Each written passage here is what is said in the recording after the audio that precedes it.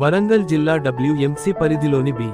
are Nagar నందు సన్న బియ్యం లబ్ధిదారుల గృహంలో కుటుంబ సభ్యులతో కలిసి భోజనం చేసిన రాష్ట్ర రెవెన్యూ, హౌసింగ్, సమాచార పౌర సంబంధాల శాఖ మంత్రి, ఉమ్మడి వరంగల్ జిల్లా ఇన్ఛార్జి మంత్రి పొంగులేటి శ్రీనివాస్ రెడ్డి, రాష్ట్ర అటవీ, దేవాదాయ, పర్యావరణ శాఖ మంత్రివర్యులు కొండా సురేఖ,